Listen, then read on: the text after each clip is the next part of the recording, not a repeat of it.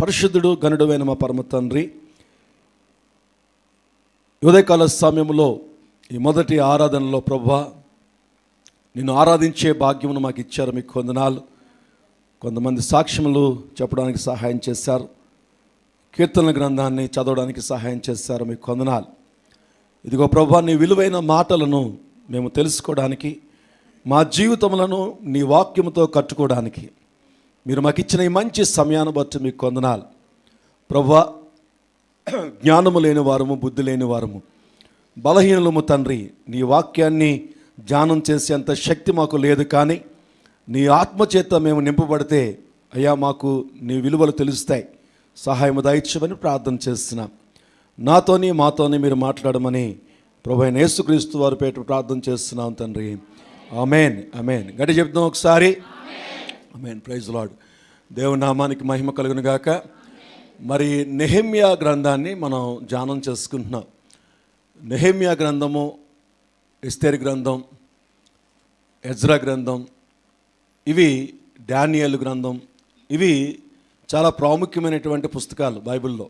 ఎందుకంటే దేవుని ప్రజలుగా ఉన్నటువంటి ప్రజలు వారు బానిసత్వానికి అప్పగించబడినప్పుడు, శత్రువులకి అప్పగించబడినప్పుడు, వారి జీవితాలు దాస్యత్వానికి అప్పగించబడినప్పుడు, నిజమైనటువంటి దేవునితో ఒక మంచి సహవాసం కలిగి ఉన్నప్పుడు ఏ దాస్యత్వము కూడా మన మీద పనిచేయదు. ఈ భూమి మీద ఏ అధికారము కూడా దేవుని ప్రజల మీద పనిచేయదు అని రుజువు చేసే పుస్తకాలు ఈ 4 ప్రాముఖ్యమైన పుస్తకాలు. ఒకటి డానియేలు గ్రంథం అయితే, 2 ఎజ్రా గ్రంథం అయితే, 3వది నెహెమ్యా గ్రంథం అయితే, తర్వాత ఎస్తేరు గ్రంథం అయితే. సో ఈ పుస్తకాల్లో వారు బానిసత్వానికి అప్పగించబడినటువంటి వారు కనిపిస్తారు మనకి. అందులో గ్రేట్ లీడర్స్గా ఒక డానియేలు కానీ, ఒక నెహెమ్యా, ఎజ్రాలు కానీ, ఒక షద్రకు, మేషకు, అబేద్నెగోలు కానీ, ఎస్తేరు కానీ మనం చూసినప్పుడు, మొర్దెకై కానీ, వీళ్ళు రోషం కలిగి, పౌరుషం కలిగి దేవునితో ఉంటున్నప్పుడు లోకములో ఉన్నటువంటి ఏ అధికారము, ఏ బానిసత్వము వారి మీద ఏలుబడి చేయకుండా దేవుడు మాత్రమే తన మీద అధికారము చలాయించడానికి ప్రభు కృప చూపించినట్టుగా మనం చూస్తాం. ఎందుకు ఈ యొక్క 4 పుస్తకాల గురించి ప్రాముఖ్యంగా చెప్తున్నానంటే, మన జీవితాల్లో ఈ రోజున ఒక మాట మనకు ఎప్పుడు అనుకుంటూ ఉంటాం, దేవునితో ఉంటే శ్రమలండి, దేవునితో ఉంటే వ్యతిరేకతలండి. నేనేమంటానంటే, దేవునితో లేకపోయినా శ్రమలే. నువ్వు దేవునితో ఉన్నా, దేవునితో లేకపోయినా నువ్వు శ్రమలు. ఈ భూమి మీద మానవునికి శ్రమ. కొంతమంది భక్తులు బైబిల్లో మనం చూసినట్లయితే, నా తల్లి గర్భములో నేను జన్మించకపోతే బాగుండేమో అన్నటువంటి పరిస్థితులు వచ్చేంత జీవితాలు మనకి ఈ గ్రంథాల్లో మనకు కనిపిస్తాయి. సో కాబట్టి ఈ నెహెమ్యా గ్రంథంలో మనం చూసినట్లయితే పడిపోయినటువంటి, లేకపోతే బలహీన పడిపోయినటువంటి, శత్రువుల చేత పడగొట్టబడినటువంటి, శత్రురాజుల చేత పడగొట్టబడినటువంటి వారికి వాగ్దానం ఇచ్చి కట్టబడినటువంటి మందిరం, వాగ్దానం ఇచ్చి కట్టబడినటువంటి యెరూషలేము పట్టణం. యెరూషలేము పట్టణము దావీదు పట్టణముగా పేరు ప్రఖ్యాతులు కలిగి దేవుడు తన స్వాస్యముగా ఇచ్చాడు. తన ప్రజలు నివాసం చేయడానికి ప్రత్యేకంగా ఇచ్చాడు. ఇదిగో ఇది నా పట్టణము, మీరు నా ప్రజలు, ఈ పట్టణమును నేను ఆశీర్వదిస్తున్నాను, ఈ పట్టణంలో నేను మిమ్మల్ని దీవిస్తున్నాను అని చెప్పి ఆ పట్టణాన్ని బహుమానంగా ఇచ్చారు దేవుడు వారి ప్రజలకి, తను నమ్ముకునేటువంటి ప్రజలకి. అలాగే దేవుని మందిరం గురించి ఎంతగానో దావీదు ప్రార్థన చేస్తున్నప్పుడు, దేవుడు తన మందిరములో ఉండాలి, తన మందిరము చాలా గొప్పగా ఉండాలని ఆశపడినప్పుడు, మరి సొలొమోను ద్వారా అద్భుతమైన మందిరము దేవుడు దగ్గరుండి కట్టించినటువంటి స్థితి మనకు కనిపిస్తుంది. ఆ దినాల్లో ఎవరు ఏ ఆరాధన చేయాలని అక్కడికే రావాలి. సర్వ ప్రపంచము కూడా దేవుణ్ణి ఆరాధించడానికి అనుకూలమైనటువంటి పట్టణముగా ఈ దినానికి కూడా యెరూషలేము వెళ్ళాలని చాలామంది క్రైస్తవులు అంటూ ఉంటారు, క్రైస్తవ కుటుంబాలు అంటూ ఉంటాయి. యెరూషలేము పట్టణంకి వెళ్ళొచ్చినటువంటి వాళ్ళు చూడాలి, వారి యొక్క తల కొంచెం ఇలాగుంటుంది. ఎలా ఉంటుంది? ఇలా ఉంటుంది. ఏవో అలాగే ఒంటరికి ఎలాగున్నావు కదా, ఎలాగున్నావు అంటే యెరూషలేము వెళ్ళానండి అంటాడు. అంటే అంత ఈ దినానికి కూడా ఒక క్రైస్తవ కుటుంబాల్లో, క్రైస్తవ జీవితాల్లో దేవుని నమ్ముకున్నటువంటి వాళ్ళలో యెరూషలేము వెళ్తే వాడు తల పైకెత్తుతాడు. యెరూషలేము వెళ్తే ఏదో అయిపోయింది, నాకు ఏదో పుణ్యం వచ్చేసింది, ఏదో పరిశుద్ధత వచ్చేసింది అన్నంత ఫీలింగ్ కలిగేంత స్థాయి యెరూషలేము పట్టణానికి ఉంది. దేవుడు అంతగా దాన్ని ఘనపరిచాడు, అంతగా దేవుడు దాన్ని దీవించాడు, అంతగా ఇప్పటికీ కూడా ఆ పడిపోయినటువంటి ఆ గోడ దగ్గరికి వెళ్ళి చాలామంది దాన్ని పట్టుకొని ప్రార్థన చేసి వస్తూ ఉంటారు. ఎందుకంటే ఆ దినాన సొలొమోనుకి ఇచ్చినటువంటి వాగ్దానము, ఎవరైతే ఈ స్థలము వైపు ఇక్కడ ఈ తట్టు తిరిగి ప్రార్థన చేస్తారో వారి ప్రార్థన నేను వింటాను అన్నటువంటి ఒక మాటను పట్టుకొని ఈరోజు కూడా డానియేలు కూడా అదే యెరూషలేము తట్టు తిరిగి ప్రార్థన చేసేవాడట, గుమ్మముల్లో ఆ తలుపులు తెరిచి. సో ఈరోజు కూడా చాలామంది యెరూషలేములో పడిపోయినటువంటి ఆ ప్రాకారం దగ్గరికి వెళ్ళి చాలామంది ప్రార్థన చేసి వస్తే నా జీవితం ధన్యమైపోయింది అన్నటువంటి వాళ్ళు చాలామంది నాకు కనిపిస్తారు. అంత గొప్ప పట్టణముగా దేవుడు ఆశీర్వదించాడు, అంత గొప్ప మందిరముగా దేవుడి యొక్క ఆశీర్వాదపు అనేకమైన ప్రజలు కనుక్కోవడానికి, నిజదేవుని ఆరాధించడానికి ఒక గొప్ప మందిరాన్ని కూడా కట్టబడింది. నా ప్రియ దేవుని సంగమా, అలాంటి దేవుని చేత కట్టబడినటువంటి, దేవుని చేత స్వాస్థ్యముగా ఇవ్వమన్నటువంటి, దేవుని యొక్క వాగ్దానము చేత స్వతంత్రించుకున్నటువంటి, దేవుడే పురుగొల్పబడి ముందుకు వచ్చి మందిరాన్ని కట్టి యెరూషలేము పట్టణములో ఒక ఉన్నతమైనటువంటి స్థాయిని ఇచ్చినటువంటి ఆ పట్టణము, ఆ యెరూషలేములో ఉన్నటువంటి దేవుని మందిరము శత్రువులకు స్వాధీనం చేయబడింది. శత్రువుల చేతిలోనికి అప్పగించబడ్డానికి దేవుడు అంగీకరించాడు. ఈరోజుకి చాలామందికి తెలియనటువంటి సత్యం, నేను యేసుక్రీస్తుని అంగీకరించేశాను కదా, నేను నమ్మి బ్యాప్టిజం తీసేసుకున్నాను కదా, నేను చర్చ్కు వెళ్తాను కదా, నాకేం పర్వాలేదు అనుకుంటారు చాలామంది. కాదు నా ప్రియ దేవుని సంగమా, దేవుని బిడ్డలు దేవునితోనే సహవాసం చేయాలి. దేవుని బిడ్డలు దేవుని యొక్క చిత్తానుసారంగానే వారి జీవితాలు ఉండాలి. ఎందుకు కొలగొట్టవన్నీ అండి? యెరూషలేము పట్టణం ఎందుకు స్వాధీనం చేయబడింది శత్రువులకి? శత్రువులు స్వాధీనపరుచుకోవడానికి ఒక యెరూషలేము పట్టణము ప్రాకారములు ఎందుకు పడగొట్టబడింది? మందిరం ఎందుకు పడగొట్టబడింది? మందిరములో ఉన్నటువంటి బంగారము, మందిరములో ఉన్నటువంటి దేవునికి సంబంధించిన వస్తువులన్నీ కూడా శత్రు రాజ్యంలోకి ఎందుకు వెళ్ళిపోవాల్సి వచ్చినాయి? అందుకు దేవుడు ఎందుకు అంగీకరించాడు? దేవుడే కదా నెబుకద్నెజరుని పంపించాడు, దేవుడే కదా ఆ శత్రువులను పంపించాడు. సో దేవుడే ఆ కార్యాలు జరిగించడానికి ఎందుకు అవకాశం ఇచ్చాడు అన్నది మనం తెలుసుకోవడానికే పాత నిబంధన గ్రంథం బైబిల్లో రాయించాడు. పాత నిబంధన గ్రంథం మనకు ఒక సాక్ష్యం. ఓల్డ్ టెస్ట్మెంటు ఈ దినాన ఉన్నటువంటి క్రైస్తవ సంఘానికి ఒక గొప్ప సాక్ష్యము. మనకు ఒక రూట్ అది క్లియర్ చేస్తుంది. దేవుని యొక్క గుణలక్షణాలు ఏంటో తెలుసుకోవాలంటే ఓల్డ్ టెస్ట్మెంట్లో ఉన్నటువంటి విషయాలన్నీ మనకు అర్థం అవ్వాలి. అప్పుడే దేవుని గుణలక్షణాలు మనకు తెలుస్తాయి. ఆయన మార్పు లేని దేవుడు, ఆయన మార్పు లేని దేవుడు. క్రీస్తు ద్వారా ప్రేమనిచ్చాడు నీకు నాకు. అదే దేవుడు రోషం కలిగిన వాడు కూడా, అదే దేవుడు పౌరుషం కలిగినటువంటి వాడు కూడా. రోషము పౌరుషం అంటే మీకు చెప్పక్కర్లేదు కదా, చెప్పచ్చా? చెప్పక్కర్లేదు కదా, రోషం పౌరుషం కదండి. వాళ్ళంత మాట అంటారా? వాళ్ళు అంత మాట, ఎంత మాట,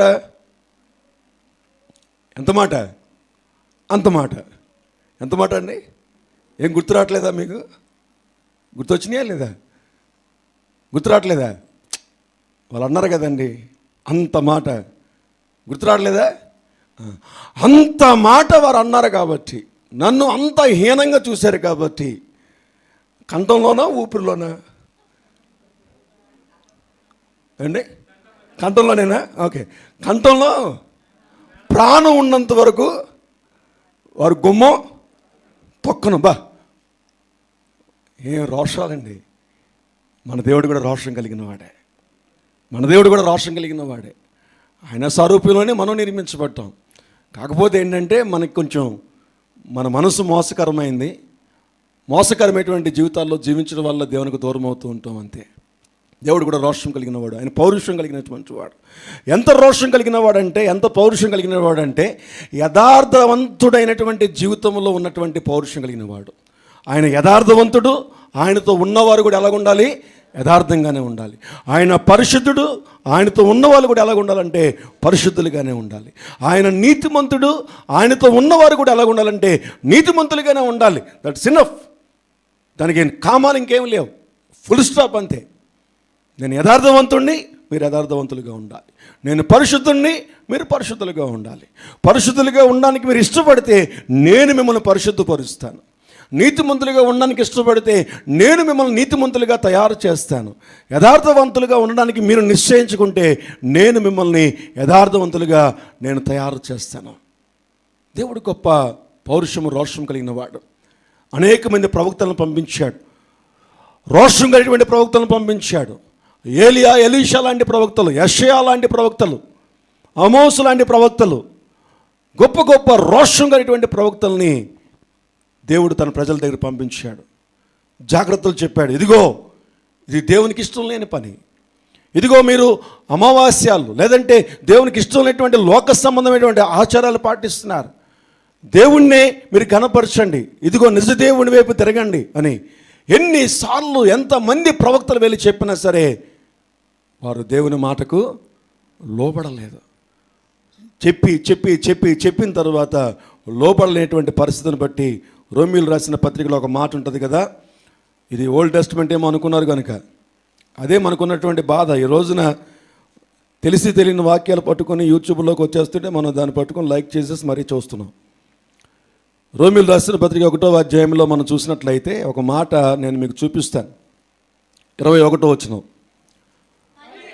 మరియు వారు దేవునిని ఎరిగియు ఆయన్ని దేవునిగా మహిమపరచలేదు, కృతజ్ఞతాస్తుతులు చెల్లింపను లేదు, తమ వాదనలు యందు వ్యర్థులైరి. 24వ వచనం,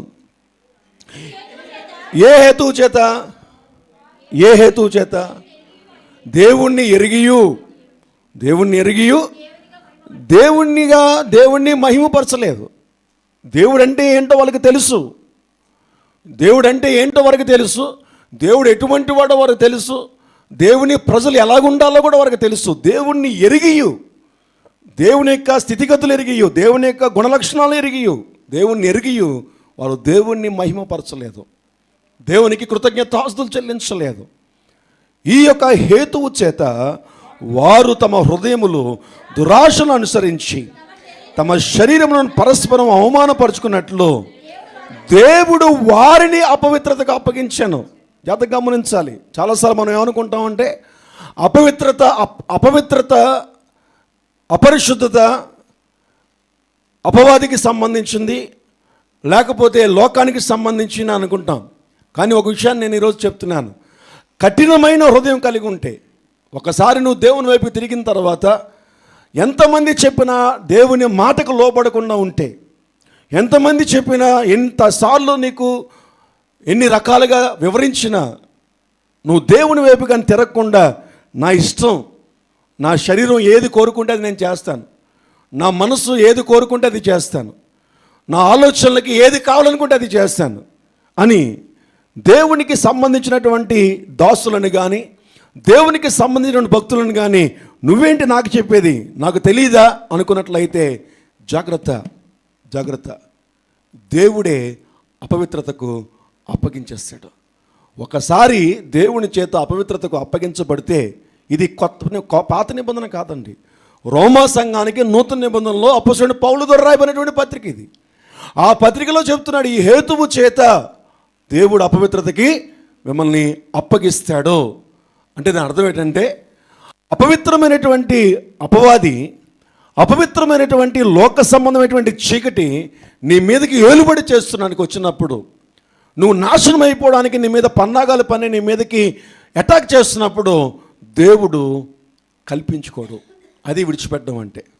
మనం చాలాసార్లు అంటాం కదా, వదిలేసామండి వాళ్ళని అంటారా? ఎవరన్నా ఉన్నారా అలాంటి ఎవరన్నా? వదిలేసామండి వాళ్ళని ఉన్నారా? ఏదో ఒకసారి చెప్పండి, చేతులు చూపించండి. మీరు ఎప్పుడు చెప్పర్లేండి, మీరు ఇంతే. ఇంకా కనీసం ఒకదానికన్నా సరే శిలా విగ్రహాల్లాగా ఉండిపోకండి. మీలో జీవం ఉంది, మీలో ఆత్మ ఉంది, మీలో ప్రాణం ఉంది. ఏమున్నాయి? అదన్నా చెప్పండి. అది వీళ్ళే చెప్పాలా? ఏమండి, ఎలాగా సాటి అయిన సహాయాలను ఇచ్చాడు, మరి ఈ విషయంలో కూడా సాటిగా మీకే చెప్పాలా? వాళ్ళే చెప్పండి. మీరు ఏమున్నాయి? మీలో జీవం ఉంది, ఆత్మ ఉంది, ప్రాణం కూడా ఉందా లేదా? Praise Lord. స్వరాలు ఉన్నాయా లేదా? నోటి మాట వచ్చా? ఒకసారి హల్లెలూయా చెప్పండి. మీరు ఉండండి ఒకసారి. అమ్మయ్య, ప్రైజ్ లార్డ్. దేవుని నామానికి మహిమ కలుగును గాక. మీరు ఉండండి అమ్మా. దేవుని నామానికి మహిమ కలుగును గాక. ఈసారి అన్నీ మీరే చెప్పండి, మీరు కొంచెంసేపు ఆగండి. ఈసారి నేను ఏం చెప్పినా సరే దానికి మీరే నన్ను ఫాలో అవుతూ ఉండండి. చూడండి ఒకసారి 28వ వచనంలో చూసినట్లయితే, మరియు వారు తమ మనస్సులో దేవునికి చోటియ్య నొల్లకపోయిరి గనుక చేయరాని కార్యములు చేయుటకు దేవుడు భ్రష్ట మనస్సునకు. ఏమండి కొన్నిసార్లు మనం ఏంటంటే బియ్యంలో రాళ్ళలో బియ్యం ఏరుతున్నట్టుగా బైబిల్లోని మంచి మాటలే ఏరుతాం, సత్యాన్ని ఏరం. సత్యం కాదు మనకు కావాల్సింది, ఆశీర్వాదాలు కావాలి. సత్యము మంచి చెడులు రెండూ చెప్తుంది ఎప్పుడు కూడా. సత్యం అంటేనే మంచి చెడుల కలయిక. మంచి ఏంటో చెడు ఏంటో రెండు తెలుసుకోకపోతే ఎప్పటికీ నువ్వు సత్యంలో ఉండవు. కష్టము నష్టము శ్రమ తెలుసుకుంటూ నువ్వు సంతోషిస్తే అది నిజమైనటువంటి జీవితం. ఎప్పుడు కూడా నువ్వు మంచినే కోరుకుంటూ వెళ్ళిపోతే అది సత్యము కాదు. చెడును కూడా నువ్వు ఎదురు చూసే పరిస్థితి నీ జీవితంలో ఉంటే నిజమైనటువంటి జీవితాన్ని నువ్వు జీవించడానికి అవకాశం కలుగుతుంది. ఇక్కడ జాగ్రత్తగా మనం చూసినట్లయితే నెహెమ్యా గ్రంథానికి ఉన్నటువంటి ప్రాధాన్యత ఏంటంటే, అలాంటి స్థితిలో దేవుడు వారిని నెబుకద్నెజ్జరు అనేటువంటి రాజుకి అప్పగించేస్తాడు, శత్రు రాజులుగా అప్పగించేస్తాడు. అప్పగించేసినటువంటి పరిస్థితిని బట్టి వారు పట్టణము కూలగొట్టారు, దేవుని మందిరము కూలిపోయింది. చేత గమనించాలి నా ప్రియ దేవుని సంగమా, దేవుడు ఎంతగా మనకి శ్రమలకు అప్పగించేసినా నువ్వు ఎంతగా చెప్పినప్పటికీ వినకుండా మొండి హృదయముతో ఉంటే, దేవుని చేత అప్పగించబడినా నువ్వు మరలా దేవుని వైపుకు తిరిగితే ఆయన నిన్ను కట్టేస్తాడు. ఆమేన్, హల్లెలూయా. అది నెహెమ్యా గ్రంథం యొక్క ప్రాముఖ్యత.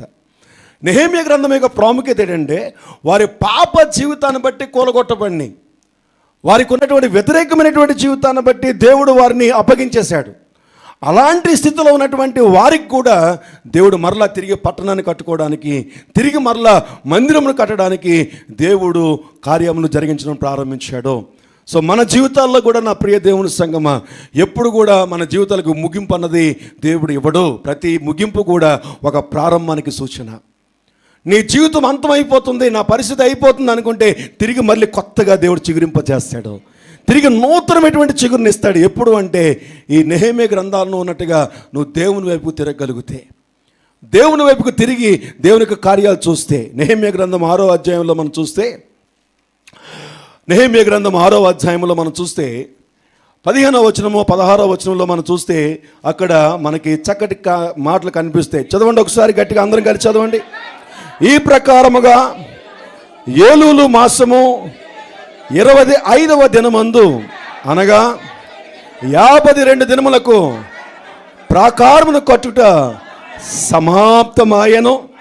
అయితే మా శత్రువులు ఈ సంగతి వినినప్పుడు మా చుట్టూ నుండు అన్యజనులందరూ జరిగిన పని చూచినప్పుడు వారు బహుగా అధైర్యపడిరి. ఏమనగా, ఈ పని మా దేవుని వలన జరిగినదని వారు తెలుసుకుని. ఆమేన్, హల్లెలూయా. 2 విషయాలండి. నీ జీవితాన్ని నువ్వు కట్టుకుంటే, ఎంత బాగా కట్టుకుంటున్నాడండి తన జీవితాన్ని, ఎంత బాగా కట్టుకుంటున్నాడండి తన కుటుంబాన్ని, ఎంత చక్కగా చేస్తున్నాడండి అంటారు. కానీ దేవునికి నువ్వు అవకాశం ఇస్తే ప్రజలు ఏమంటారంటే, నిజంగా దేవుడు ఎంతగా నిలబెట్టాడండి ఆ కుటుంబాన్ని, దేవుడు ఎంతగా దేవుడు వాళ్ళని ఆశీర్వదిస్తున్నాడండి, దేవుడు ఎంతగా వారు నమ్ముకున్న దేవుడు ఎంత గొప్ప దేవుడు అండి అన్న సాక్ష్యం వస్తుంది. 2 రకాల సాక్ష్యాలు వస్తాయి మన జీవితాల్లో. ఒకటి నిన్ను గణపరిచే సాక్ష్యము, 2 నీ దేవుణ్ణి గణపరిచే సాక్ష్యము. నీ జీవితానికి ఆశీర్వాదకరం ఏంటో తెలుసా? నిన్ను గణపరిచే సాక్ష్యం ఎప్పుడు రానివద్దు. నువ్వు నమ్ముకున్న దేవుణ్ణి గణపరిచే సాక్ష్యం కొరకు బ్రతుకు.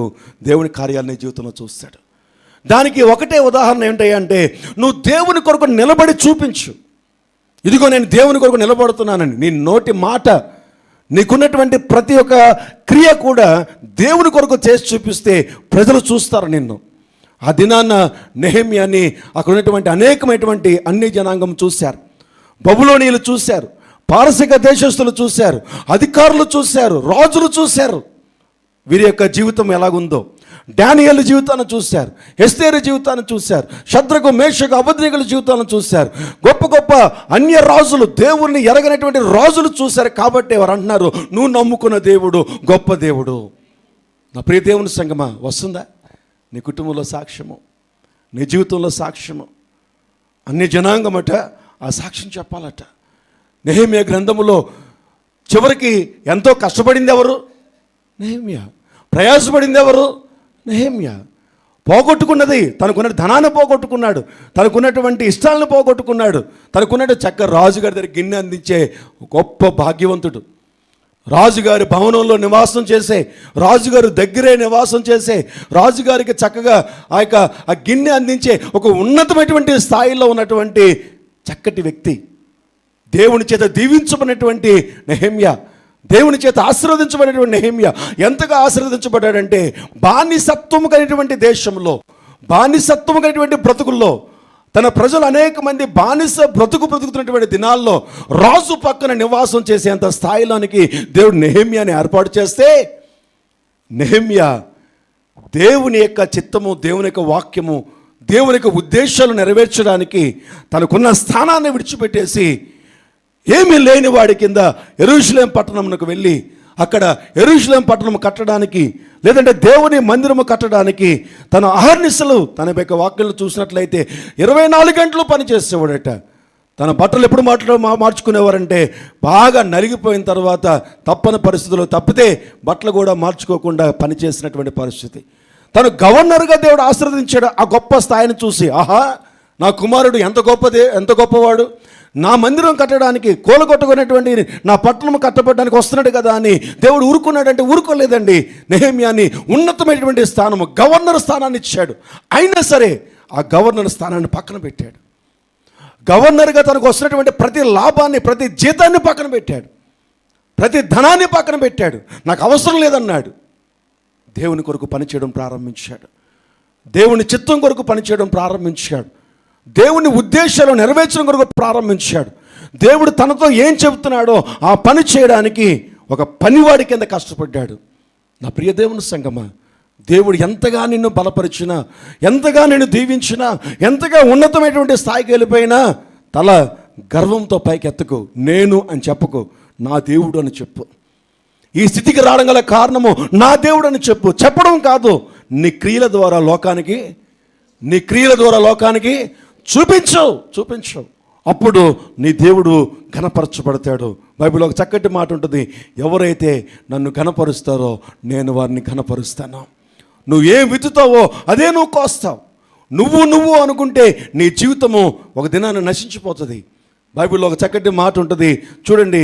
1 యోహాను రాసినటువంటి పత్రిక భాగంలో మనం చూసినట్లయితే, 1 యోహాను రాసిన పత్రిక 2వ అధ్యాయము 17వ వచనంలో మనం చూస్తే, లోకమును దాని ఆశయు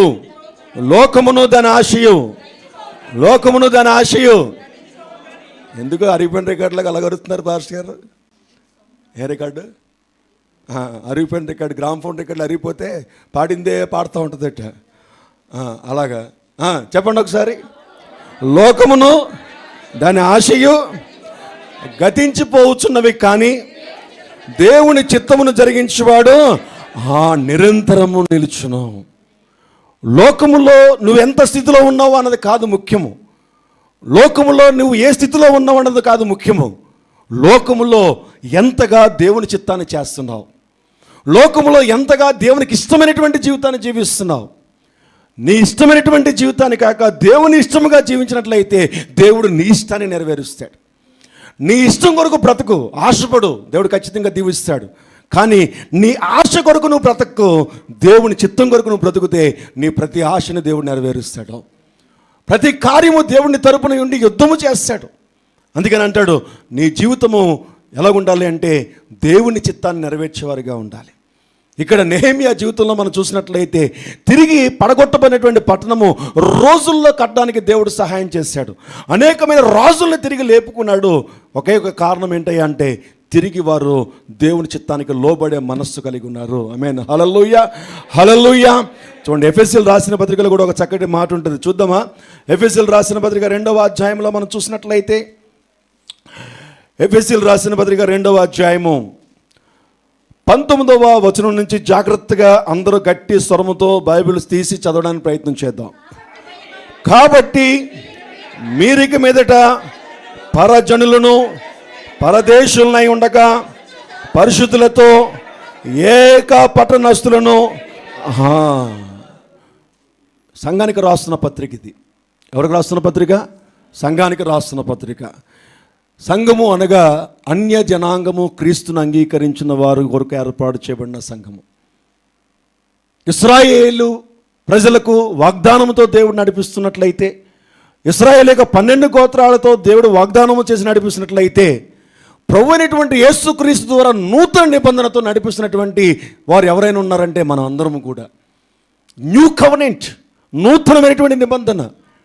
అబ్రహాము యొక్క నిబంధనతో పాటుగా క్రీస్తుతో ఒక నిబంధన. ఎవరైతే యేసుక్రీస్తును అంగీకరించారో వారందరినీ కూడా దేవుడు తన ప్రజలుగా అంగీకరింపచేశాడు. ఆమేన్. సో ఇక్కడ మనం చూసినట్లయితే మనం ఎలాగ ఉండాలంట? పరజనులను పరదేశులై ఉండక. పరజనులు పరదేశులు అంటే లోక సంబంధమైనటువంటి జీవితాలు, దేవుని రాజ్యానికి సంబంధించిన వారుగా, దేవుని ప్రజలుగా. చదవండి ఒకసారి. పరిశుద్ధులతో ఏకపట్టణస్థులను దేవుని ఇంటి వారినై ఉన్నారు. మనము దేవుని ప్రజలతో నివాసం చేయాలి. దేవుని ప్రజలతో మనము కలిసి ఉండాలి. దేవుని ప్రజలని, దేవుని పట్టణస్థులని, దేవునికి సంబంధించినటువంటి వారితో కలిసి దేవుని ఆరాధించే వారముగా ఉండాలి. ఎందుకంటే మనం ప్రత్యేకించబడినటువంటి వారము. మనము చాలా స్పెషల్. చెప్పండి ఒకసారి. మనం అంటారా, నేనంటారా? మేమా? నేనా? చెప్పండి. నేను చాలా స్పెషల్ చెప్పండి. అదేం చెప్పడం? నేను చాలా స్పెషల్. కనీసం మంచి మాట అన్నా సరే సంతోషంగా స్వరంతో చెప్పండి అమ్మా. Praise Lord. నేను చాలా స్పెషల్. ఎవరికి? దేవునికి. ఇప్పుడు వాళ్ళు చెప్పండి, కంటిన్యూ చేయండి. నా దేవునికి నేను చాలా స్పెషల్. చేతులు చెప్తాం ఒకసారి. నా దేవునికి నేను చాలా స్పెషల్. ఏమర్రా మీకేమైంది? మీకేమైనా మ్యూజిక్ చేయాలా ఏంటి? మ్యూజిక్తో కానీ ముందుకు రారా? నా దేవునికి నేను చాలా స్పెషల్. నా దేవునికి నేను చాలా స్పెషల్. మళ్ళొకసారి. సంతోషంతో, అదన్నా సంతోషంతో చెప్పండి కనీసం. Praise Lord. ఆమేన్. సంతోషం అంటే నాకు ఎలా తెలుస్తుంది అంటే మీ పళ్ళన్నీ ముందు పెడతాను కానీ నాకు సంతోషంగా ఉన్నట్టు నాకు తెలియదు. ఆమేన్. జాగ్రత్త గమనించాలి నా ప్రియ దేవుని సంగమా. కాబట్టి మీరు ఇక మీదట పరజనులను పరదేశులనై ఉండగా పరిశుద్ధులతో ఏకపట్టణస్థులను దేవుని ఇంటి వారినై ఉన్నారు. 20వ వచనంలో క్రీస్తు యేసే ముఖ్యమైన మూలరాయి ఉండగా అపోస్తలులను ప్రవక్తలను వేసిన పునాది మీద మీరు కట్టబడి ఉన్నారు. ప్రతి కట్టడమును ఆయనలో చక్కగా అమర్చబడి ప్రభువునందు పరిశుద్ధమైన దేవాలయం ఒకటకు వృద్ధి పొందుచున్నది. ఆయనలో మీరు కూడా ఆత్మ మూలముగా దేవునికి నివాస స్థలమైనటకు కట్టబడుచున్నారు. ఆమేన్. హల్లెలూయా.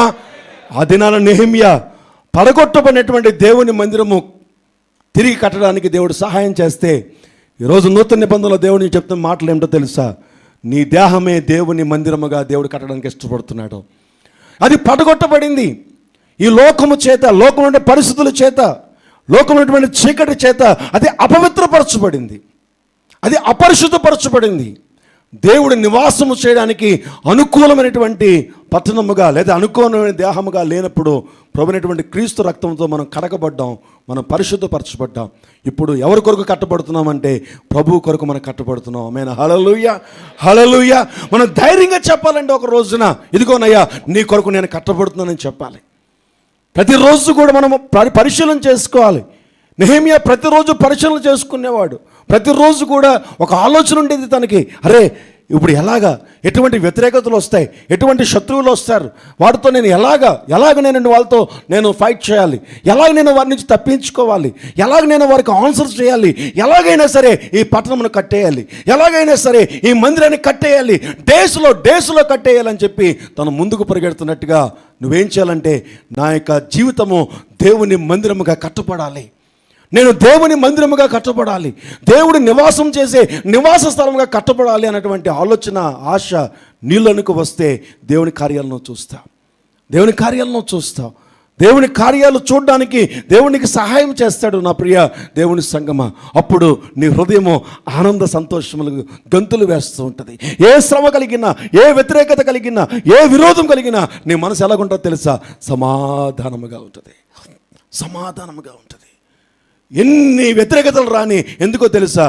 నీ హృదయంలో దేవుడు నివాసం చేస్తున్నాడు కాబట్టి.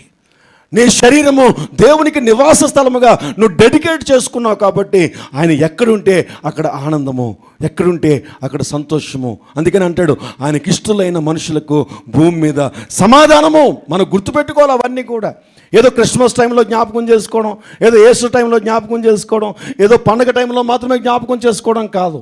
మన జీవిత కాలం అంతా కూడా మనం జ్ఞాపకం చేసుకోవాలి. ఆయనకి ఇష్టలైన మనుషులకు భూమి మీద సమాధానం అని దేవుడు వాగ్దానం చేస్తున్నాడు కదా. పరలోకం నుంచి దేవుడు తన దూతలతో చెప్పినటువంటి గొప్ప వాగ్దానము కదా. ఇది నేను స్వతంత్రించుకోవాలి, ఆయనకి ఇష్టంగా జీవిస్తే నాకు సమాధానము. చాలామంది అంటూ ఉంటారు, నాకు సమాధానం లేదండి. కొంతమంది అంటారు, నా ఇంట్లో సమాధానం లేదండి. కొంతమంది అంటారు, నా బ్రతుకులో సమాధానం లేదండి. కొంతమంది అంటారు, నా మనసులో సమాధానం లేదండి. రకరకాల మాటలు. కొంతమందికి ఏమో వారి మనస్సులో సమాధానం ఉండదట, కొంతమంది ఏమో వారి బ్రతుకులో సమాధానం ఉండదట, కొంతమందికి ఏమో వాళ్ళ కుటుంబంలో సమాధానం ఉండదట, కొంతమందికి ఏమో ఆ ఇంటిలోనే సమాధానం ఉండదండి. నేను ఇంటికి వెళ్ళడానికి చాలా భయపడుతున్నాను, నా ఇంటికి వెళ్ళాలంటేనే ఆ ఇంట్లో అడుగుపెట్టిన తర్వాత నా సమాధానం అంతా పోతుందండి. పీస్లెస్ లైఫ్ అండి నా ఇల్లు అంతా కూడా. నా ఇంటి గుమ్మం తొక్కడానికి భయం వేస్తుంది, బయటే ఉండడానికి ఇష్టపడుతున్నాను అని చాలామంది మగవాళ్ళు అన్న వాళ్ళు విన్నాను. భర్తలు చాలామంది చెప్తూ ఉంటారు, చాలామంది స్త్రీలు అంటూ ఉంటారు, చాలామంది పిల్లలు అంటూ ఉంటారు, యవన బిడ్డలు అంటూ ఉంటారు, మా ఇంటికి వెళ్ళడానికి భయం వేస్తుందండి, వెళ్ళిన దగ్గర నుంచి అస్సలు మా ఇంట్లో అంత గందరగోళం అండి అని చెప్తున్నటువంటి పరిస్థితులు. కారణం ఏంటి? ఎందుకు ఇంట్లో సమాధానం లేదు? ఆ ఇంట్లో దేవుడు నివాసం చేయటం లేదు కాబట్టి. ఆ ఇల్లు దేవుడి నివాస స్థలముగా కట్టుకోవడం చేత కాలేదు కాబట్టి. ఎందుకు నీ హృదయంలో సమాధానం లేదు? నీ హృదయంలో దేవునికి ఎక్కడో స్థలం ఇవ్వలేదు కాబట్టి, చోటు ఇవ్వలేదు కాబట్టి. ఎందుకు నీ యొక్క బ్రతుకంతా కూడా సమాధానం లేకుండా పోతుంది అంటే, సమాధానం ఉండదు ఖచ్చితంగా. సమాధానం ఎవరు ఇవ్వాలంటే దేవుడు నీకు ఇవ్వాలి. సమాధానకర్తయగు అధిపతి ఆయన. నువ్వేంటి సంపాదించుకునేది సమాధానం? డబ్బులు ఇస్తే కొనుక్కునేది కాదు పీస్. డబ్బులు ఇస్తే వచ్చేది కాదండి పీస్. ఒకరు మనల్ని ఎంతగానో ప్రేమిస్తే వచ్చేది కాదు పీస్. ఇది దేవుని ప్రాపర్టీ, ఇది దేవునికి సంబంధించింది. దేవునికి సంబంధించింది కాదు, దేవునికి మాత్రమే సంబంధించింది. Peace and joy. నీ హృదయంలో తెలియని సమాధానం రావాలంటే ఎవరో ప్రేమిస్తే నీకు రాదు. నువ్వు అనుకుంటావు చాలాసార్లు, నా భర్త నన్ను సరిగ్గా చూడటం లేదండి, నా భార్య నన్ను సరిగ్గా చూడటం లేదండి, నా పిల్లలు నన్ను వెలివేశారండి, నా బంధువులు నన్ను వెలివేశారండి, నా వ్యాపారం సరిగ్గా లేదండి, నా ఉద్యోగం సరిగ్గా లేదండి, సరైన సెటిల్మెంట్ లేదండి, చాలా గందరగోళంగా ఉన్నానండి. నో, ఏ స్థితిలోనైనా సరే సమాధానం ఇవ్వగలిగినటువంటి దేవుడు మనం నమ్ముకున్నటువంటి దేవుడు. ఆమేన్, హల్లెలూయా. నీ స్థితికి నీ గతికి సంబంధం లేదు సమాధానానికి. ఎందుకో తెలుసా? సమాధానం అన్నది దేవునికి సంబంధించింది. నువ్వు కష్టపడితే వచ్చేది కాదు, నీకు వ్యాపారం పెరిగితే వచ్చేది కాదు, నీకు కుటుంబ గౌరవం పెరిగితే వచ్చేది కాదు, నీ భర్త ప్రేమిస్తే, నీ భార్య ప్రేమిస్తే, నీ పిల్లలు ప్రేమిస్తే, నీ ఇంటి వారు ప్రేమిస్తే, నీ బంధువులు ప్రేమిస్తే వచ్చేది కాదు పీస్. So different. ఈ సమాధానం వేరు. ఈ సమాధానం ఎలాగుంటుందంటే, నీవు దూది పింజలాగా నీ మనసు తేలిపోతూ ఉంటుంది. ఎప్పుడు చూసినా ఆనందంగా ఉంటావు. ఎన్ని నిందలు వచ్చినా, ఎన్ని వ్యతిరేకతలు వచ్చినా నీ మనసు ఎప్పుడు ఉల్లాసంగా గంతులు వేస్తూ ఉంటుంది. నీ ముఖంలో ఎప్పుడు చిరునవ్వు ఉంటుంది. నా ప్రియ దేవుని సంగమా, సింహాల బోన్లో పడవేసిన, అగ్నిగుండంలో పడవేసిన, దాస్యత్వానికి అప్పగించిన నీ మనసు ఎప్పుడు ఎలాగుంటుందంటే సంతోషంతో ఉంటుంది. ఏమైనా హల్లెలూయా. ఎందుకు లేదు? దేవుని యొక్క సమాధానం రావాలంటే నువ్వు దేవుని ఇంటి వారిగా కట్టబడాలి. దేవునికి నువ్వు ప్రధానమైనటువంటి స్థానం ఇవ్వడానికి దేవుడు నన్ను ఏర్పాటు చేసుకున్నాడు. నా ప్రియ దేవుని సంగమా, నెహెమ్యా గ్రంథంలో మనం చాలా విషయాలు ధ్యానం చేసుకున్నాం. అనేకమైనటువంటి విషయాలు. తను దేవునితో సరైనటువంటి సహవాసం, ఇంచుమించుగా 14 ప్రార్థనలు మనకు ఒక నెహెమ్యా గ్రంథంలోనే కనిపిస్తాయి. అందులో ఒక చిన్న ప్రార్థనలు ఇంచుమించుగా 12 పైన చిన్న ప్రార్థనలు కనిపిస్తాయి. ఎప్పుడు చూసినా నెహెమ్యా, ఏ అధ్యాయంలో చూసినా, ఏ అధ్యాయం చివరి వరకు కూడా, చివరికి చూడండి, నెహెమ్యా గ్రంథం చూడండి ఒకసారి, చివరి వరకు కూడా అధ్యాయం ప్రార్థనతో ప్రారంభమవుతుంది, ప్రార్థనతో తను ముగిస్తున్నట్టుగా మనం చూస్తూ ఉంటాం. నా ప్రియ దేవుని సంగమ, నెహెమ్యా గ్రంథం 13వ అధ్యాయం చూడండి ఒకసారి. 13వ అధ్యాయం అంటే ఆఖరి అధ్యాయం కదండి. 13వ అధ్యాయం 29వ వచనం చూడండి. నా దేవా వారి యాజక ధర్మమును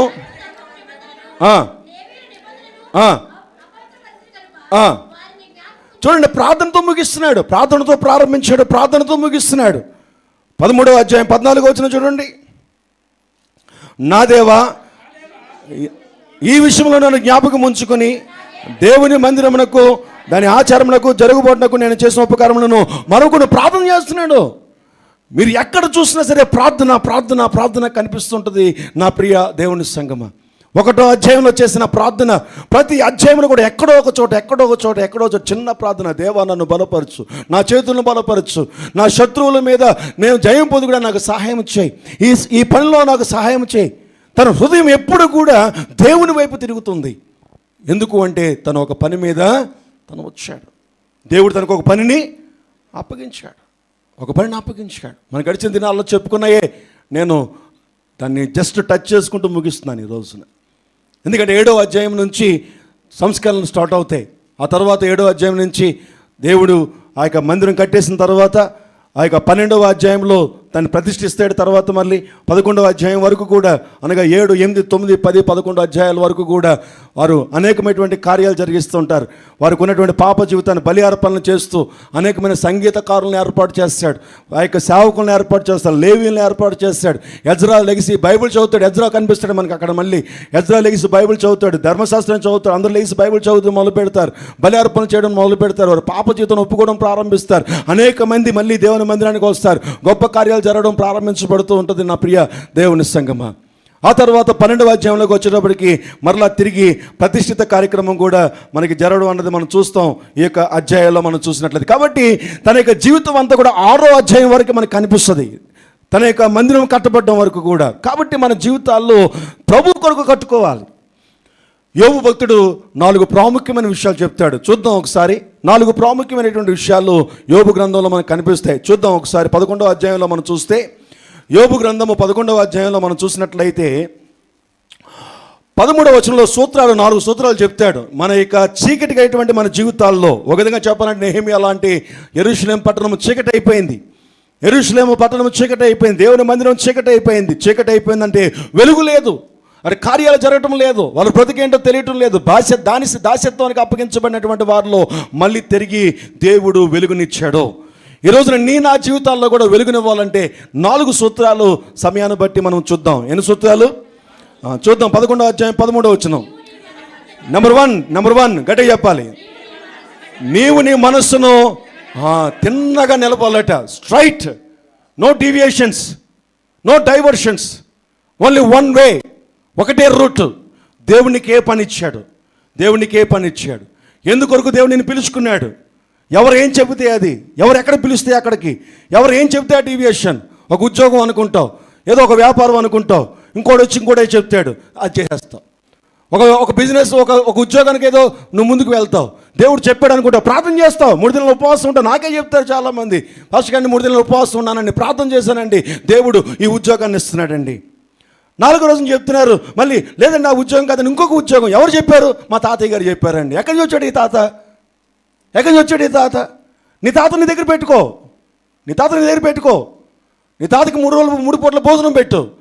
మీ తాతని సన్మానించు, మీ తాతని ఘనపరచు, మీ తాత మాటకు లోబడు. కొన్ని విషయాల్లో నీ బ్రతుకులోనికి రానివద్దు, నీ జీవితంలోనికి రానివద్దు. మీ తాత జీవితం మీ తాతదే, మీ పెద్దమ్మ జీవితం మీ పెద్దమ్మదే, మీ పిన్ని జీవితం మీ పిన్నిదే. Your life is your life. నీ బ్రతుకు నీదే. నీ బ్రతుకు ఎవరికి సంబంధించిందంటే దేవునికి సంబంధించింది. దేవుడు ఒక్కడే నీ బ్రతుకులోనికి రావాలి. ఆయన మాట్లాడాడా? వెళ్ళు ముందుకి. దేవుడు నెహెమ్యాతో మాట్లాడుతున్నాడు. ఇదిగో వెళ్ళు నెహెమ్యా, అక్కడ నా మందిరము కట్టపడాలి, నీకు కూడా పాత్ర ఉంది, నీకు కూడా స్థానం ఉంది, గో వెళ్ళు, నేను నీతో ఉంటాను. నెహెమ్యా ప్రార్థన చేశాడు, ఉపవాసం ఉన్నాడు, తన పాపాలు ఒప్పుకున్నాడు, తన కుటుంబ పాపాలు ఒప్పుకున్నాడు. రాజును సైతం పక్కన పెట్టాడు, రాజ సంస్థానం సైతం పక్కన పెట్టాడు. దేవుడి చిత్తం కొరకు తను పరుగులు పెట్టడం ప్రారంభించాడు. దేవుని చిత్తం కొరకు ప్రభుత్వం ప్రారంభించాడు. అందువల్ల ఏం జరిగింది అంటే మరలా తిరిగి దేవుడు ఘనపరచబడడం మొదలుపెట్టాడు. ఎక్కడైతే దేవుడు గణపరచబడడం ఆగిపోయిందో, ఎక్కడైతే దేవునికి బలియాగములు ఆగిపోయినాయో, ఎక్కడైతే దేవునికి స్తుతియాగాలు ఆగిపోయినాయో, ఎక్కడైతే దేవుని పట్టణము బలహీన పట్టణముగా అయిపోయిందో, అక్కడే మరలి నీ దేవుడు గొప్ప దేవుడు అనేటువంటి సాక్ష్యంతో దేవుడు అక్కడ మందిరాన్ని కట్టుకోవడానికి నెహెమ్యాని వాడుకోవడం ప్రారంభించాడు. నీ మనస్సు తిన్నగా నిలబెట్టు. కంటిన్యూ చేద్దామా ఒకసారి. నెంబర్ టూ రెండో పాయింట్, నీ చేతులు ఆయన వైపుకు చాపాలి. నెంబర్ 3, పాపము నీ చేతిలో ఉండే చూచి నువ్వు దాన్ని విడిచిపెట్టాలి. నెంబర్ 4, నీ గుడారంలో నుండి దుర్మార్గతను నువ్వు కొట్టివేసిన యెడల నిశ్చయముగా, ఒక మాట ఆగుదాం ఒకసారి. నిశ్చయముగా అంటే కన్ఫర్మ్, దేవుడే కన్ఫర్మ్ అంటున్నాడు. మనం చాలాసార్లు లేదండి కన్ఫర్మ్ అండి, నిశ్చయం నేను చేస్తానండి, కన్ఫర్మ్ నేను ఖచ్చితంగా నేను చేస్తాను అంటే ఏంటి? ఇంకా బల్ల గుద్ది చెప్పినట్టేనా, లేదా బల్ల ఇడిచినట్టుగా కదండి? బల్ల ఇడిచినట్టేనా, బల్లను కొట్టినట్ట? చెప్పండి ఏదన్నా. నిశ్చయంగా అంటే ఎలాగా మనం ఏదో సామెత చెప్తాం కదా, బల్ల ఇడిచినట్ట, బల్ల గుద్దినట్టు. ఏదో కొంచెం అందించండి, మీరన్నా అందించండి, పోనీ వీళ్ళు అందించకపోతే. బల్ల గుద్దినట్టేనా? ఏదో సినిమా డైలాగ్ కూడా ఉంటుంది కదా, ఏంటది డైలాగ్ మీకు తెలీదా? ఒకసారి చెప్తే 10 సార్లు చెప్పినట్ట, 100 సార్లు చెప్పినట్ట, గుర్తురాట్లేదు, గుర్తు చేయండి ఎవరో ఒకరు. ఒకసారి చెప్తే 100 సార్లు చెప్పినట్టు. ఎస్. ఇంకొక మాట కూడా ఏదో ఉంటుంది, నవ్వేస్తున్న ముందే తెలిసిపోయిందా ఏంటి?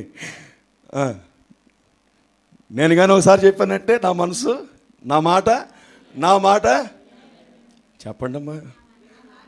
ఓకే, దేవుని సన్నిధికి వచ్చాం కదా, మీరు సినిమా మాటలు చెప్తున్నారేంటి, అది కూడా నన్ను చెప్పమంటున్నారేంటి అంటున్నారా? ఒక్కసారిగా నేను మాట ఇచ్చానంటే నా మాట మరలా నేనే సిగ్గులేదు సరే, ఎందుకనకూడదు, మారు మనసే అది. నీ మనసు మాట నువ్వు వినాలి, అది దేవుని వాక్యం. అదేదో గొప్ప మాటలాగా మనం చెప్పడం కాదు. ఒకసారట నేను ఒకసారి మనసు పెట్టానంటే ఇంక మళ్ళీ నా మనసు మాట నేనే, అది తప్పు అయితే మనసు మార్చుకోలేక్కర్లేదా? కొన్నిసార్లు తప్పుడు మాటలు మనం మాట ఇచ్చేస్తాం గబుక్కుని. మాట ఇచ్చేసిన తర్వాత ఏం చేయాలి? దేవుని వాక్యం విన్నావు, దేవుని వాక్యం విన్న తర్వాత ఏం చేయాలి? మనసు మార్చుకోలేక్కర్లేదా? ఇప్పుడు నా మనసు మాట నేనే విన్నా అంటే కర్మ పో, దేవుడు నిన్ను విడిచిపెట్టేస్తాడు. సో మనసు మొట్టమొదటి ఇప్పుడు 4 చెప్పండి. 1, మనసు తినగా నిలబెట్టాలి, కరెక్ట్గా టకటకమని చెప్పాలి. మనసును తినగా నిలబెట్టాలి, చేతులు ఆయన వైపు చాపాలి, పాపము చేతిలో ఉంటే దాన్ని విడిచిపెట్టాలి, గుడారంలో దుర్మార్గతను కొట్టివేయాలి. 15వ వచనం, నిశ్చయముగా నిర్దోషువై నీవు సంతోషించెదవు. జాగ్రత్తగా గమనించాలి. నువ్వు తెచ్చుకున్న సంతోషం వేరు, దేవుని వాక్యంలో దేవుని వాక్య ప్రకారంగా చెప్పే సంతోషం వేరు. దేవుడు చెప్పే సంతోషం వేరు, నువ్వు తెచ్చుకున్న సంతోషం వేరు. నీ సంతోషము నీ ఆశకు సంబంధించింది, దేవుడిచ్చిన సంతోషము నీ ఆశతో సంబంధం లేనిది. చెప్పండి ఒకసారి.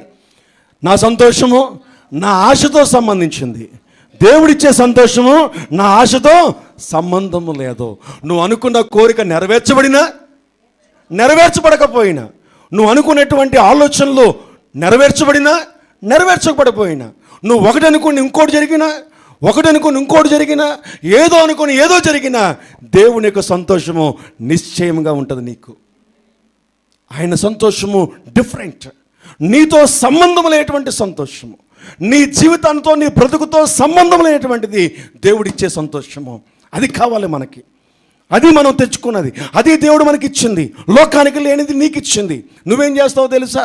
ఈ యోగ్యతను మర్చిపోయి లోకంలో పరిగెడుతూ ఉంటావు. ఏముంది లోకంలో? నీ సంతోషం ఉంది లోకంలో. ఇందులో ఏముంది? దేవుడి నీకు ఇచ్చే సంతోషం ఉంది. ఏం కావాలి నీకు ఇచ్చే సంతోషము? మరలా మనం ఇందా చదువుకుందాం. లోకమును దాని ఆశయు గతించిపోను, నీ సంతోషము కొన్ని రోజులే. నువ్వేదో కావాలనుకున్నావండి, ఒక మంచి కారు ఏదో కొనుక్కున్నావు అనుకున్నారు వెంకటేశ్వర గారు.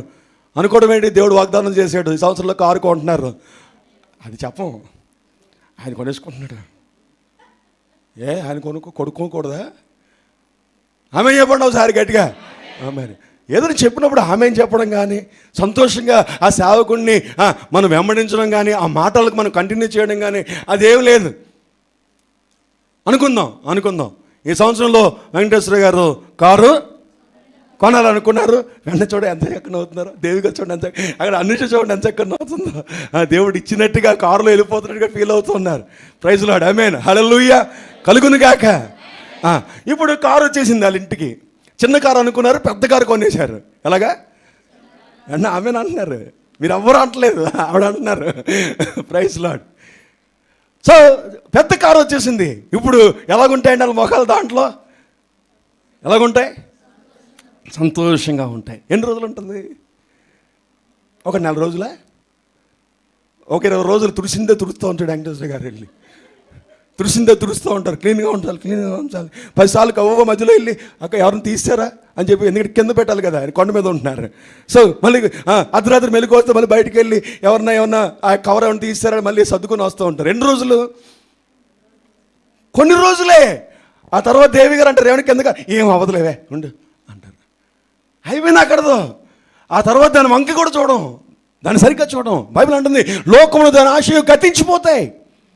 నీ జీవితంలో ఏ సంతోషం అయితే నువ్వు అనుకుంటావో few days but after that మళ్ళీ నీకు దుఃఖమే, మళ్ళీ నీకు వేదనే, మళ్ళీ నీకు వ్యతిరేకతే. బట్ దేవుడిచ్చే సంతోషము ఎవర్ లాస్టింగ్. ఆమేన్, హల్లెలూయా, హల్లెలూయా. అది ఇంకా ఎవ్వడు కూడా నీలోంచి తీయడానికి అవకాశమే లేదు. So joy joy joy joy, ఎగురుతూనే ఉంటావు. ఎప్పుడు చూసినా సరే ఆ సంతోషం మనసుతోనే ఉంటావు.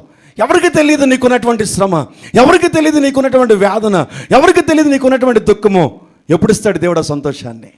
ఎప్పుడు ఇస్తాడు ఆనందాన్ని? అంటే ఈ 4 పార్ట్స్ చూద్దాం, కంటిన్యూ చేద్దాం. 15వ వచనం, నిశ్చయముగా నిర్దోషువై నువ్వు సంతోషించదువు, నిర్భయుడువై నువ్వు స్థిరపడి ఉందువు. నిర్భయుడువై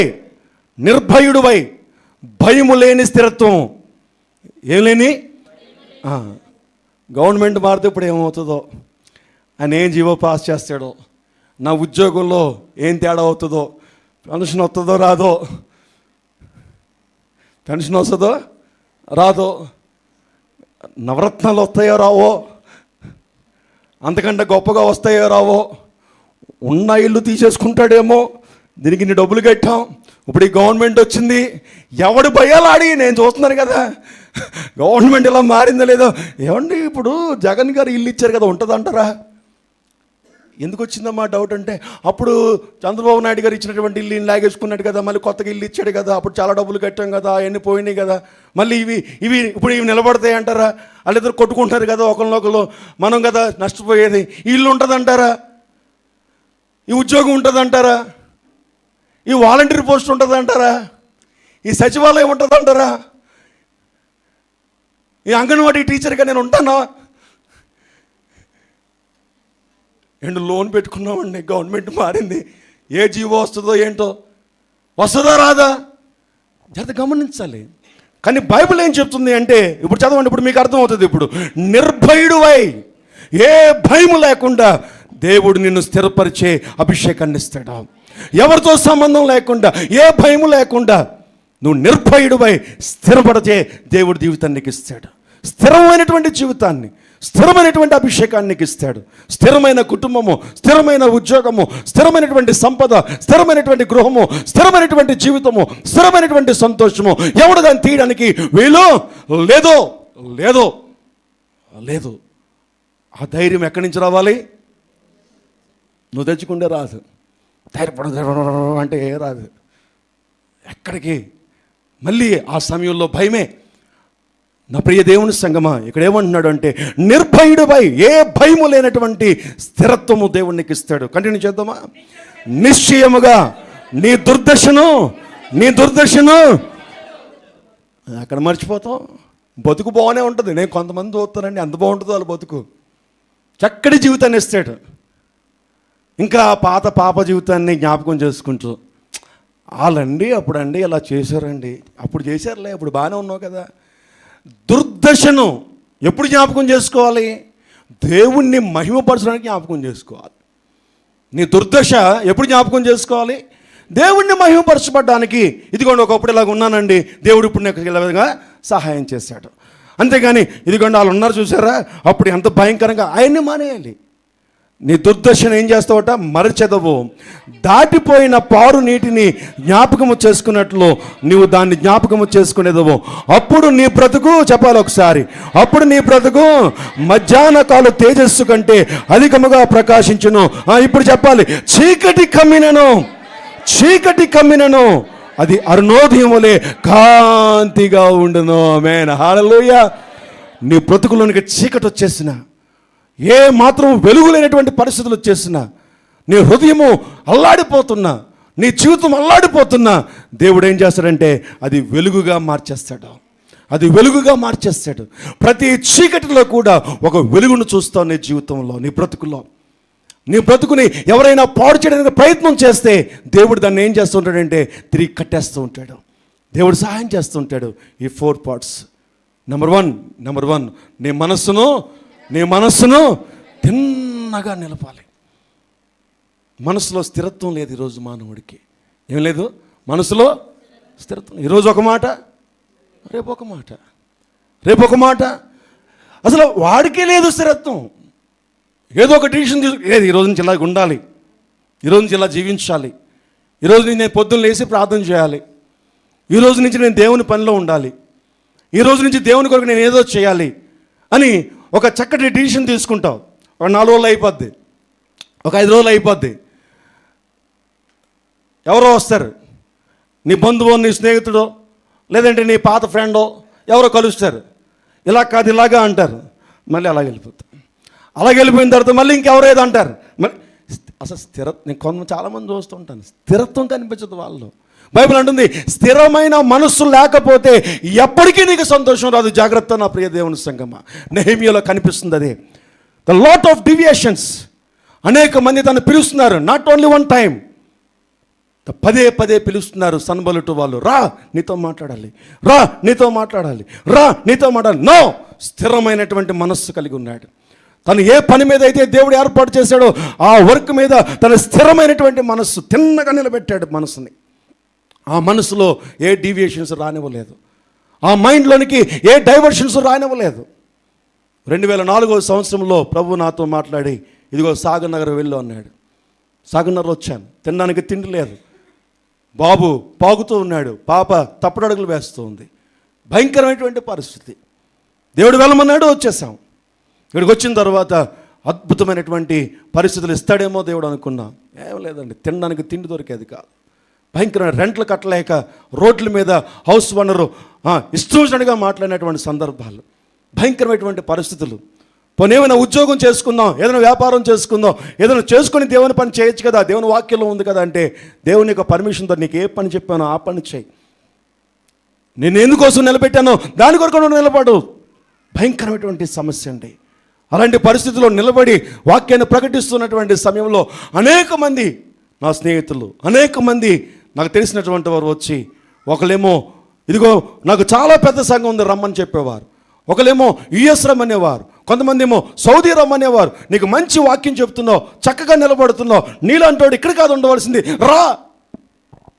నా ప్రియ దేవుని సంగమా, దేవుడు ఎక్కడ పంపించాడు? ఇక్కడ ఏదో పని ఉంది. ఇక్కడ కొన్ని ఆత్మలు నా ద్వారా రక్షించబడడానికి దేవుని యొక్క ఏర్పాటు ఉంది. నా యొక్క లిస్టులో దేవుడు కొంతమందిని ఏర్పాటు చేశాడు. నేను పుట్టక మునిపే, నా తల్లి గర్భంలో నేను జన్మించక మునిపే నా ద్వారా కొంతమంది రక్షించుకోవడానికి, ఈ ప్రాంతంలో దేవుని నిలబెట్టడానికి హిజ్ విల్ ఆయన చిత్తమై ఉంది. ఇప్పుడు నా మనస్సు గొప్ప ఆపర్చునిటీస్ వస్తున్నాయని, గొప్ప అవకాశాలు వస్తున్నాయండి. తినడానికి తిండి లేని పరిస్థితులు అంటే చాలా కష్టం కదండి. పెద్ద బ్యాప్టిస్ట్ చర్చిలు పిలిచేవారండి నన్ను. ఆ టైంలోనే 2005, 2006లో గొప్ప సంఘాలు పిలుస్తూ ఉండే. ఒక ఆయనతో వచ్చన్నారు, ఏమండి మా సంఘంలో ఇద్దరు పాస్టర్స్ ఉన్నారు, ఇద్దరు పాస్టర్స్ని తీసేసి మిమ్మల్ని ఒక్కరినే పెడతాను, మీరు ఒక్కరు సరిపోతారండి, మాకు ఆ 2 జీతాలు మీకు ఇస్తామని చెప్పారు.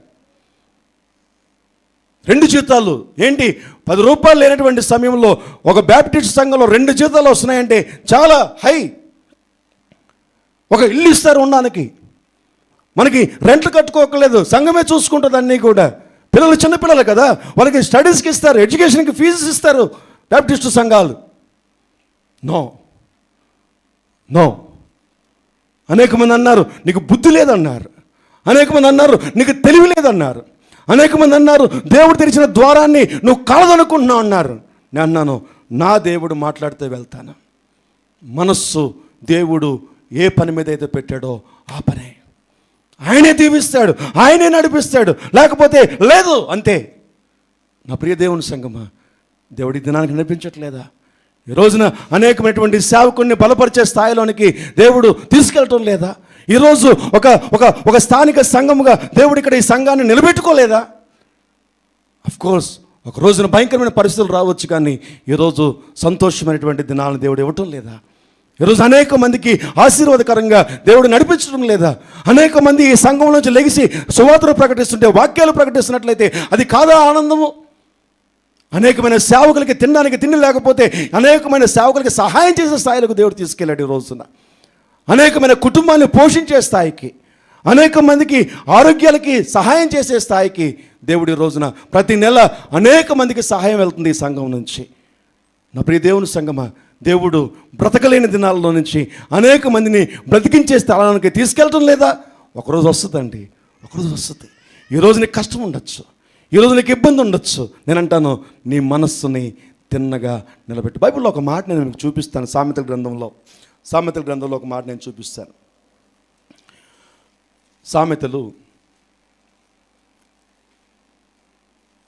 గ్రంథంలో మనం చూసినట్లయితే 16వ అధ్యాయము 32వ వచనం.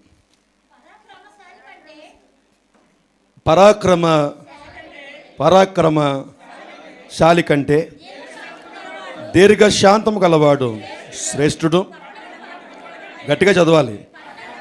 పట్టణమును పట్టుకొను వాని కంటే తన మనస్సును స్వాధీనపరుచుకున్నవాడు శ్రేష్ఠుడు. అసలు నీ మనసే నీ మాట వినకపోతే ఇంక నీ మాట ఎవడంటాడు? నీ మాటకు విలువ ఎక్కడుంది? నీ మాటకు వాల్యూ ఎక్కడుంది? నీ మనస్సు చెప్పిన మాటే, నీ మనస్సు నీ స్వాధీనంలో ఉండట్లేదు కదా. నీ మనస్సు ఏం చెబితే అది నువ్వు చేస్తున్నావు. నువ్వు చెప్పినట్టుగా నీ మనసు వినాలా? నీ మనసు చెప్పినట్టుగా నువ్వు వినాలా? పెద్ద కన్ఫ్యూజనా? అదే పెద్ద టాపిక్. మళ్ళీ మనసు గురించి చెప్పాలి ఇప్పుడు, హృదయం గురించి చెప్పాలి ఇప్పుడు, ఆలోచన గురించి చెప్పాలి ఇప్పుడు, మనస్సాక్షి గురించి చెప్పాలి. ఇవన్నీ చెప్తే సాయంత్రం అయిపోద్ది. ప్రైజ్ లార్డ్, ఆమేన్. హల్లెలూయా, హల్లెలూయా. నీ మనసును ఏం చేయాలట? స్వాధీనపరుచుకోవాలి. మారు మనసు అంటే అది. నీ మనసును కంట్రోల్ చేసుకుని నువ్వు దేవుడు నీకు ఏమైతే ఇచ్చాడో ఆ పని మీద. దేవుడు కుటుంబాన్ని ఇచ్చాడా? ఏమంటే ఇప్పుడు నువ్వు ఉన్నటువంటి కుటుంబం దేవుడు ఇచ్చాడా, నువ్వు తెచ్చుకున్నావా? ఎంతమందికి అది తెలుసు? నమ్ముతున్నారా? ఎస్, దేవుడే ఇచ్చాడా? మనసు తినగా నిలబెట్టుకో, ఆ కుటుంబం మీద కట్టుకో. ఇప్పుడు పాడైందా మళ్ళీ కడతాడు, సరిగ్గా లేదా కడతాడు, సరిగ్గా లేదా కడతాడు. నీ భార్య నీ మాట వింటలేదా, నీ భర్త నీ మాట వింటలేదా, ఒకరోజు వింటాడు కడతాడు. మనస్సు తిన్నగా నిలబెట్టు, దేవుని మీద ఆధారపడు. ప్రైజ్ లార్డ్, ఆమేన్. హల్లెలూయా. చీకటిలో దేవుడు వెలుగునిస్తాడు. ఆ కుటుంబంలో చీకటి వచ్చిందా, వెలుగునిస్తాడు. ఇది దేవుడే నీకు ఇచ్చాడు అనుకుంటే, మీరు చేసినటువంటి ఉద్యోగము వ్యాపారము దేవుడే ఇచ్చాడా, లేదు మీరు తెచ్చుకున్నారా? రైట్, ఏదో ఒకసారి చూపించండి. దేవుడే ఇచ్చాడని నమ్ముతున్నారా? బలవంతంగా చేతులు పైకి ఎత్తున్నారు, పాస్గా చేతులు ఎత్తించేస్తారు పైకి అని చెప్పి. ఎస్, దేవుడే ఇచ్చాడా? స్థిరంగా నిలబెట్టు, మార్చుకోక. ఇంకా సరిగ్గా లేదు అనుకోవద్దు. చీకటి వచ్చినా సరే దేవుడు వెలిగిస్తాడు, వ్యతిరేకంగా ఉన్నా సరే దేవుడు ఆశీర్వదిస్తాడు. మనసు స్థిరంగా పెట్టు. నెహెమ్యా అక్కడికి వెళ్ళి తను కట్టుకుంటున్నప్పుడు ఏది తనకు అనుకూలంగా లేదు, అంత వ్యతిరేకముగా ఉంది, అనేకమైన డీవియేషన్స్ వచ్చినాయి. డైవర్ట్ అవ్వకు. ఒకవేళ దేవుడు ఇచ్చాడో లేదో నీకు తెలియకపోతే అవసరం కూడా ప్రార్థన చేయి, ఉపవాసం ఉండు. ఇదిగో రాబోయే దినాలు 3 దినాలు ఉపవాసాలు ఉంటున్నాయి. ఉపవాస ప్రార్థనలో పెట్టుకో. ప్రభువా, ఇది నువ్వే ఇచ్చావా, స్థిరపరచుకో, కన్ఫర్మ్ చేసుకో. దేవుడు నీకు ఇచ్చినటువంటి ఆలోచన నిజమైనదో కాదో నువ్వు కన్ఫర్మ్ చేసుకో. ఎస్, దేవుడే ఇచ్చాడా, అయితే ఖచ్చితంగా దేవుడు కట్టేస్తాడు, మంచి స్థితిలోకి నేను తీసుకుని వెళ్తాడు. ఆమేన్. హల్లెలూయా, హల్లెలూయా. నా ప్రియ దేవుని సంగమా, దేవుడు ఈ సంఘానికి దేవుడే పంపించాడా, మీరే వచ్చారా? దేవుడు పంపించాడు, నమ్ముతున్నారా? ఎంతమంది నమ్ముతున్నారు? ఎస్, స్థిరంగా ఉండిపో. ఎన్ని ఇబ్బందులు వచ్చినా ఉండిపో, ఎన్ని కష్టాలు వచ్చినా కంటిన్యూ చేయి. ఒక రోజున ఈ సంఘంలోనే ఒక ఉన్నతంగా దేవుడు నిన్ను ఆశీర్వదిస్తాడు. ఈ సంఘాలు మారక్కర్లేదు. నువ్వు దీవించబడాలంటే ఎక్కడి వరకు వెళ్ళిపోక్కర్లేదు. ఉన్న దగ్గర నీ మనసు తిన్నగా దేవుని వైపుకు చాపుకో. ఖచ్చితంగా దేవుడు నీకు సహాయము చేయడం ప్రారంభిస్తాడు. సెకండ్ పాయింట్ ఏంటండి? సెకండ్ పాయింట్ ఏంటి? నీ చేతులను దేవుని వైపుకి చాపు. దేవుని వైపుకి చేతులు చాపడం అంటే the sign of surrender to God అంటారు.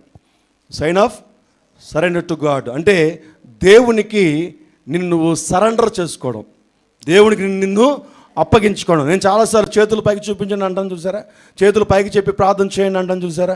దేవుడు ఒకవేళ మీరు కానీ ఈరోజు ప్రార్థన చేసినట్లయితే 2 చేతులు పైకి చెప్పి దేవుని ఆరాధిద్దాం అంటాను చూసారా. అంటే ఏంటంటే సరెండర్ అవ్వడం. ఇదిగో ప్రభా, నేను నీకు సరెండర్ అవుతున్నాను, ఇదిగో నేను ఒప్పుకుంటున్నాను, నేను చెప్పుకుంటున్నాను, ఇదిగో నేను ఆరాధిస్తున్నాను, నేను స్తుతిస్తున్నాను, ఎస్ అని చెప్పడం అనమాట అండి. అంటే దేవునికి నిన్ను నువ్వు ఏం చేయాలి? సరెండర్ అవ్వాలి. ప్రభా, ఇదిగో ఇక్కడి నుంచి నీ చిత్తమే నా జీవితంలో జరుగునుగాక, ఇక్కడి నుంచి నీ చిత్తమే నా బ్రతుకులో జరుగునుగాక, ఏది జరిగినా నీ చిత్తమే ప్రభా అని ప్రతి నిమిషం కూడా దేవుని ప్రార్థిస్తూ ఉండు, దేవుని అడుగుతూ ఉండు. ఏ కష్టం వచ్చినా, ఏ శ్రమ వచ్చినా, ఏ వ్యాధులు వచ్చినా డైవర్ట్ అవ్వకు, ఏ మనిషి దగ్గరికి వెళ్ళకు, ఏ సహాయం కొరకు వెళ్ళకు. నువ్వు దేవునితో నీ హృదయంలో ఒకసారి స్మరించుకో, ప్రభువా నీ కొందనాలు తండ్రి, ఈ శ్రమ నుంచి నన్ను విడిపించు, ఇదిగో ఈ శత్రువు నుంచి నన్ను విడిపించు. అయ్యా, నాకు సరైన డైరెక్షన్ రావట్లేదు, నాకు సరైన డైరెక్షను నువ్వే ఇవి. పరిశుద్ధాత్మ దేవుడా, నువ్వు ఆలోచనకర్తవు కదా, నాకు సరైన ఆలోచన రావటం లేదయ్యా, నాకు ఆలోచన ఇవ్వంటే ఖచ్చితంగా ఆయన నీకు ఆలోచన ఇస్తాడు, ఖచ్చితంగా నీకు ఆయన ఆలోచన ఇస్తాడు. నువ్వు సరెండర్ అవ్వు. నెంబర్ 3, థర్డ్ పాయింట్, పాపము నీ చేతిలో ఉండుట చూచి నీ వ్యతిరేకమైన జీవితాన్ని గ్రహించు. కొంచెం వెలుగు కలిగి ఉండు. నేను తప్పు చేస్తున్నానా, నేను రైట్ చేస్తున్నానా. నేను ప్రతిరోజు కనీసం 2 విషయాలైనా మార్చుకుంటాను. ఎవ్రీడే ప్రతిరోజు. రాత్రి టైంలో కొంతసేపు నేను ప్రార్థనలో కూర్చున్నప్పుడు కానీ, ఉదయం టైంలో కొంతసేపు నేను బైబిల్ ధ్యానంలో కూర్చున్నప్పుడు కానీ, నేను దేవుని దగ్గర అలాగా కళ్ళు మూసుకొని కొంతసేపు అలా ప్రార్థన చేస్తూ నా జీవితాన్ని నేను పరిశీలించుకుంటూ, నా జీవితాన్ని నేను జ్ఞాపకం చేసుకుంటూ, అయ్యా ఎక్కడైనా నీకు వ్యతిరేకత ఉందా, నాలో ఎక్కడైనా నీకు వ్యతిరేకంగా నేను జీవిస్తున్నానా, నా నోటి మాట ఎక్కడ నీకు వ్యతిరేకంగా ఉంటుందా, అయ్యా నా నోటి మాట ద్వారా ఎవరైనా బాధ పెట్టానా, నా కుటుంబంలో నేను వ్యతిరేకంగా ఉంటున్నానా, సంఘంలో నేను వ్యతిరేకంగా ఉంటున్నానా, ఎక్కడైనా నువ్వు నాకు ఇచ్చిన బ్రతుకులో నేను వ్యతిరేకంగా ఉంటున్నానంటే ఖచ్చితంగా మినిమము 2 తప్పులన్నా కనిపిస్తాయి నాలో. మినిమం ఎవ్రీడే ఎప్పుడు దేవుని సన్నిధిలో కూర్చుంటే అప్పుడు మళ్ళీ కొత్తగా కనిపిస్తూ ఉంటాయి. నేను అంటాను, ప్రభువా నన్ను క్షమించు నాయన, సరి చేసుకుంటాను, నా వల్ల కావటం లేదు, సరిచేసే శక్తి నాకు దయచేయి, సరి చేసుకునే బలం నాకు దయచేయి. అయ్యా నీకు దూరంగా వెళుతున్నాను, కొన్ని నీకు దూరమైనటువంటి ఆలోచనలు నాకు తెలియకుండా నాకు వచ్చినాయి, ప్రభువా నన్ను క్షమించు నాయన అని నేను సరి చేసుకుని నేను ప్రార్థన చేసినప్పుడు ఒక నూతనమైన సంతోషం నా హృదయంలోకి రావడం నేను చూస్తాను. అంతేకాదు వెరీ నెక్స్ట్ మినిట్ ఎక్కడైతే పనులు ఆగిపోయినాయో దేవుడు చేయడం నేను చూస్తాను. ఎక్కడైతే నాకు శ్రమ ఉందో, ఎక్కడైతే నాకు వ్యతిరేకత ఉందో, ఎక్కడైతే నాకు కన్నీరు ఉందో, ఎక్కడైతే చీకటి ఉందో, ఎక్కడైతే నేను సరిగ్గా నడవలేకపోతున్నానో, చీకటి అనగా కన్ఫ్యూజ్ అయిపోతున్నానో, ఎక్కడైతే సరైన ఆధారం లేకుండా ఉంటుందో, నా పిల్లల విషయంలో కానీ, నా కుటుంబ విషయంలో కానీ, సంఘం విషయంలో కానీ, నా వ్యక్తిగతంగా దేవుడు నాకు ఇచ్చిన దర్శనంలో వెళ్తున్నటువంటి విషయంలో అనేకమైన చీకట్లు ఉంటాయి నాకు. చీకటి అనగా కన్ఫ్యూజన్, ఏం కనపడదు, వెళ్ళాలి కనపడదు, ఏదో సంథింగ్ ఏదో జరుగుతుంది, ఏం జరుగుతుందో తెలియదు. విడలేక భవిష్యత్తు ఏంటి తెలియదు. కొన్నిసార్లు నా కుటుంబాన్ని కట్టుకోవడానికి కొన్నిసార్లు అనేకమైన శ్రమలు నా కుటుంబంలోకి వస్తూ ఉంటాయి, అనేకమైన వ్యతిరేకాలు నా ఇంట్లోకి వచ్చేస్తూ ఉంటాయి, సంఘంలోకి వచ్చేస్తూ ఉంటాయి, నా జీవితంలోకి వచ్చేస్తూ ఉంటాయి. ఏమర్థమవుతూ కూర్చొని ప్రార్థన చేసుకుంటూ అడిగినప్పుడు దేవుడు నాకు బయలుపరుస్తూ ఉంటాడు, ప్రభువా నన్ను క్షమించు నాయన, నీకు పాపము ఉన్నదని చూసి నువ్వు దాన్ని ఏం చేయాలంటే నువ్వు విడిచిపెట్టేసేయాలి, దాన్ని గ్రహించి విడిచిపెట్టడానికి నువ్వు ఇష్టపడాలి. అంతేగాని ఒక పెద్ద లిస్టు పట్టుకొని ప్రభువా నా వ్యాపారాన్ని దీవించు, నా కుటుంబాన్ని దీవించు, నా బిడ్డలను దీవించు, నన్ను ఆశీర్వదించు, నన్ను అభిషేకించు, నన్ను బలపరచు, అదొక్కటే కాదు. అది చేయాలి ఖచ్చితంగా. బట్ నాట్ ఓన్లీ దట్, అదొక్కటే కాదండి. నువ్వు మరలు ఇంకా ఏం చేయాలంటే నువ్వు పరీక్షించుకోవాలి. నీ చీకటి వెలుగుగా కావాలంటే ఒకసారి నేను స్టడీ చేసుకోవాలి.